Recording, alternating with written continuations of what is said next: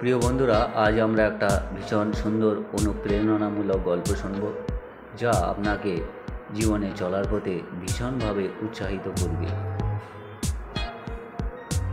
একবার এক গ্রামে এক কৃষক বাস করত, যার একটিমাত্র ঘোড়া ছিল।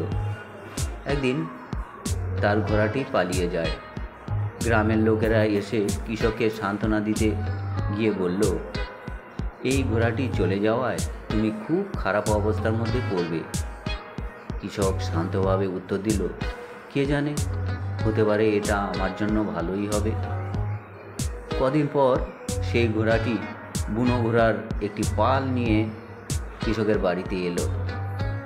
তখন গ্রামের লোকেরা এসে কৃষককে অভিনন্দন জানিয়ে বলল, তুমি ঠিকই বলেছিলে, এটা সত্যিই তোমার জন্য ভালো হয়েছে। কৃষক আবার শান্তভাবে উত্তর দিল, কে জানে, হতে পারে এটা আমার জন্য খারাপ। কিছুদিন পর কৃষকের ছেলে বুনো ঘোড়াটিকে প্রশিক্ষণ দিতে গিয়ে পড়ে গিয়ে তার পা ভেঙে যায়। গ্রামের লোকেরা এসে কৃষককে আবার সান্ত্বনা দিতে গিয়ে বলল, আমরা দুঃখিত তোমার ছেলের এই অবস্থা দেখে। কৃষক আবার শান্তভাবে উত্তর দিল, কে জানে, হতে পারে এটা আমার জন্য ভালো।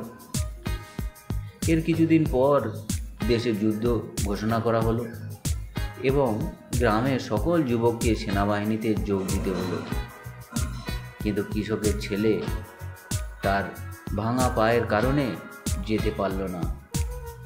গ্রামের লোকেরা এসে কৃষকের কাছে বলল, তোমার ছেলে যুদ্ধে না যাওয়ায় তুমি ভাগ্যবান।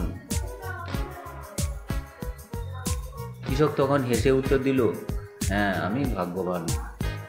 এই গল্প থেকে আমরা শিখতে পারি যে জীবনে যা ঘটে তা হয়তো আপাতদৃষ্টিতে খারাপ